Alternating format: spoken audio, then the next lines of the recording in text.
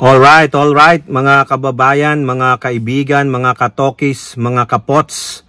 Kamusta po kayong lahat? And once again, welcome po dito sa Simply Tokis Vlog. Tayo po ay magbibigay ng ating maiksing komento, opinyon at reaksyon sa mga mainit na usaping politika sa ating bansa. Once again, shout out po lahat sa inyo. May God bless us all. May God bless our country, the Philippines. And may God bless and protect the Marcos administration from the kampon ng kadiliman and their minions. No? Pasensya na kayo, nakakulay green tayo.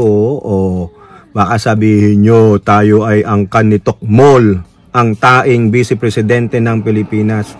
O ulitin ko, hindi niya po monopolyo ang kulay na berde.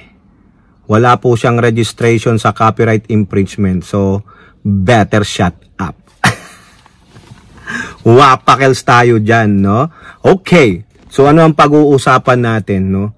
Mga kababayan, ito pong yung tatay nilang nakahiga doon sa dahig, mukhang wala. Nakikita na natin na ang liwanag ay babalot sa kadiliman. Nakikita na natin ang liwanag na tayo ay magpag-asa na mapamanagot ang mga Duterte sa kanilang mga kawalang hiyaan.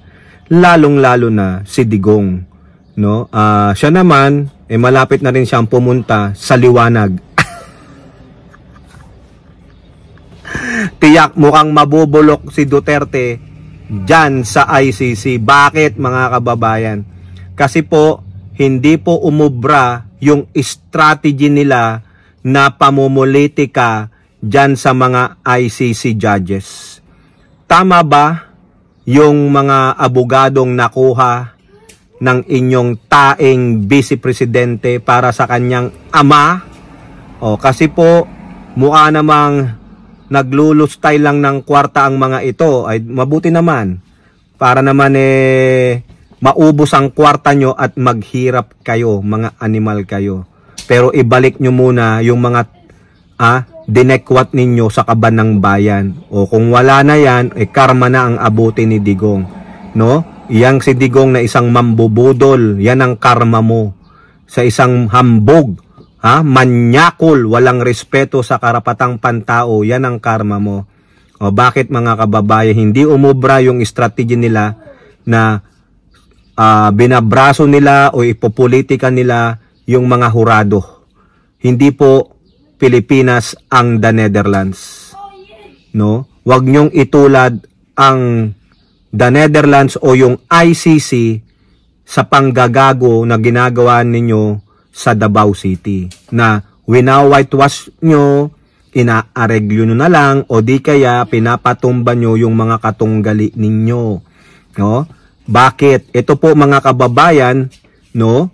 Ito na topic na natin sa ating live stream, pero susundan na lang natin kasi po nireject po ng ICC ang apila ng kampo ni Digong na mag-exclude, natanggalin yung dalawang judge diyan sa pre-trial chamber.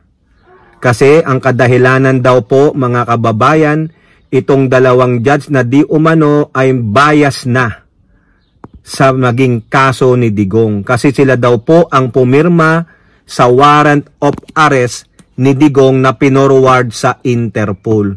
So therefore, clouded na daw po ang dalawang judge na ito. Yung isa po si Judge Lira at yung isa ang hirap po banggitin ng kanyang last name. Sorry naman po.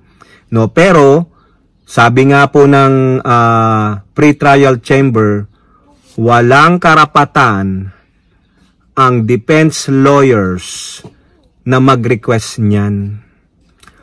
Only the judges can request the exclusion. So therefore, wala kayong karapatan, wala kayong kapangyarihan. So therefore, basura yung apila ng kampo ni Digong. Akala nyo siguro, no, mababraso ninyo. Akala nyo siguro madadaan nyo sa mga Duterte tactics, Duterte strategy. Minaliit ninyo ang kakayahan ng ICC. O ngayon, lalo nyo lang pinag-igting ang karamdaman ng mga hurado na ito. Na hindi kayo nagtitiwala, o yari kayo.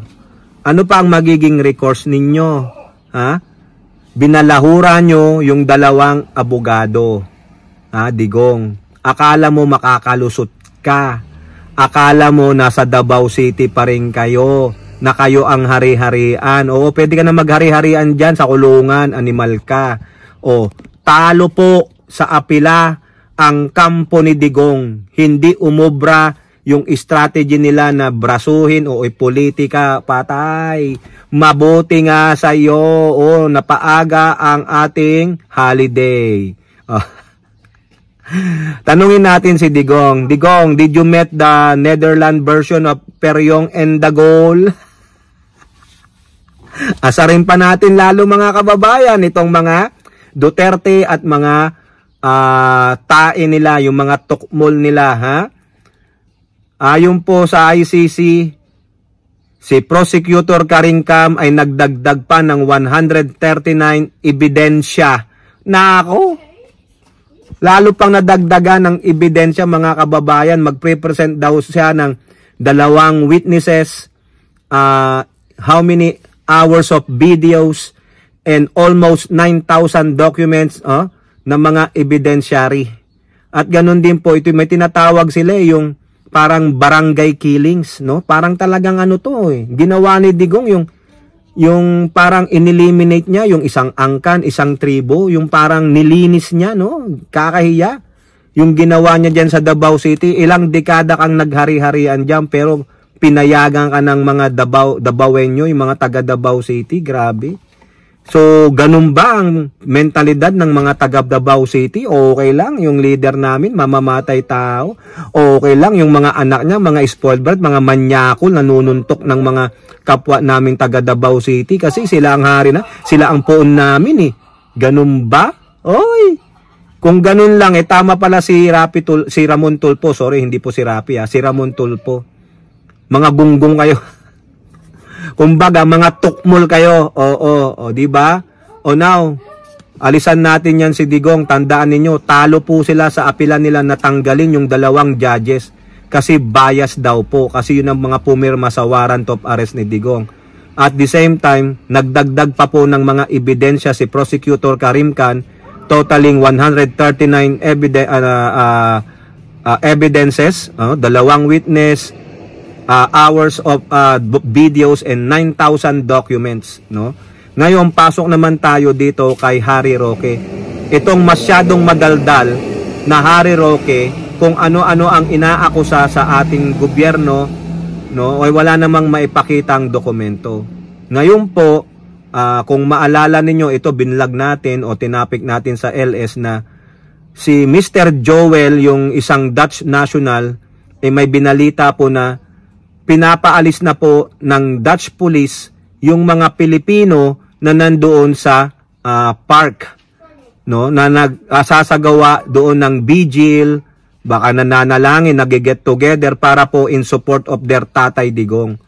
Ngayon sabi po ni Mr. Joel o Joel, naaasar na po, nagagalit na po yung mga residente nearby sa park na yan, kaya they requested the authorities to disperse the Filipinos doon sa park na yun. Pinangalanan na po nila, inangkinan nila yung park.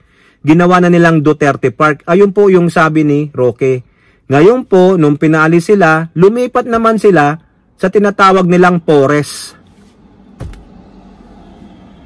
Grabe naman mga kababayan. Anong sabi na Harry Roque doon sa video niya? Ayaw ko pong ipakita kasi nakakaasar yan eh. Kung gusto nyo, puntahan nyo na lang yung FB page niya, no? Sabi niya 3 minutes away doon sa ICC. Pero ang pinangalan na naman nila, inangkin na naman nila, Duterte Forest. No, Miyo. Pag-aari nyo ba yan? Kayo ba ang gumastos dyan, Harry Roque? Animal kayo, no? Nakakahiya kayo? Biruin nyo, nagkakalat kayo dyan. Hindi kayo nahihiya sa mga Dutch national o any foreign nationals na mga Pilipino ay mga pasaway. Ang mga Pilipino ay tamad. Bakit? Nandiyan kayo, pakalat-kalat kayo dyan. Ha? Ano? Anong sasabihin ng mga pulis? Malis kayo dyan. O nagkwentuhan, sinong pinaalis mo? Yung mga Pilipino, matitigas ang ulo. Isa pong ano yan, isa pong mancha yan, na ang mga Pilipino ay pasaway, may sariling mundo, mga baliw, mga tamad, hindi marunong sumunod sa batas. Ganun ba, Harry Roque? Ang sabi ni Harry Roque, makikiusap daw siya. Tatanungin niya yung Dutch authorities doon sa lugar na yun, bakit daw sila pinapaalis? Dahil daw ang Netherlands ang number 1 sa human rights. Tapos kung meron daw Freedom Park sa Pilipinas, dapat may Freedom Park din sa Netherlands. Hoy Roque, ibahin mo. The Philippines is not the Netherlands. Kung sa Pilipinas masyadong malaya ang demokrasya, kung sa Pilipinas binabaliwala nyo ang batas, sa Netherlands hindi nyo po pag-aari ang Netherlands. May sarili silang kasarinlan, may sarili silang mga batas. Huwag nyo pong ipilit ang gusto ninyo. Ang titigas ng ulo nyo kaya nakakasira kayo sa imahe ng Pilipino at Pilipinas. Ano ang sasabihin nila? Ay, mga gunggong na mga Pilipino na yan, mga pasaway talaga. Hindi marunong sumunod sa batas. O di ba nakakahiya? Kayo dyan na mga kapwa namin Pilipino, hindi ba kayo nahihiya? Di ba? Even though nasabi nyo, hindi, Dutch nationals na kami. Pero Pilipino pa rin kayo, nandiyan kayo, nagpapakilala kayong Pilipino. So nakakahiya ang bansang Pilipinas? Sinisira nyo lalo ang bansang Pilipinas at ang mga mamamayang Pilipino na matitino. Ganun ba kayo? Hindi kayo marunong sumunod sa rule of law? Pinalayas na nga kayo Ibig sabihin, you are undesirable. Hindi kayo doon. Magtrabaho kayo. Hayaan nyo yung rule of law, yung batas ang mananig. Ano ang sabi ng ni Digong at ng mga abogado niya? Sundin natin ang batas. Pero si Roque ang pasimuno ng pagsaway sa batas. Kaya hindi ka kinikilala ni Sal Panelo, isa ka Hindi ka nakakatulong kay Digong. Hindi kayo nakakatulong sa mga kapwa nyo Pilipino na matino. Mamaya may matinong Pilipino diyan sa the Netherlands, nagtatrabaho, anong sasabihin? Hoy, di ba yung mga kasamahan mo nagrarally doon? O ano? Di ba? Magiging lahat na po yan, damay-damay na. Kaya po ba, Harry Roque, magtigil ka nga? No? Nakakahiya yung ginagawa mo. Visit ka? Kung meron daw Freedom Park sa Pilipinas, dapat meron din dito. Ano ka, i-invoke mo yung kagustuhan mo, yung ginagawa mong pagsuway sa Pilipinas, gusto mo gawin mo rin sa Netherlands? Talaga naman, mga kababayan. Pwede ba, ipahuli nyo na yan, nakakahiya po yan. Nakakasira ng imahe ng ating bansa at ng mga Pilipino. Yung mga matitinong Pilipino na nagtatrabaho dyan sa Netherlands, madadamay. Dahil sa kakagawan ni Roque at yung mga iilan ng mga tukmol, na mga Duterte supporter, mga tukmol talaga kayo, lalo ka na Roque, malaki kang tukmol, malaki kang tubol.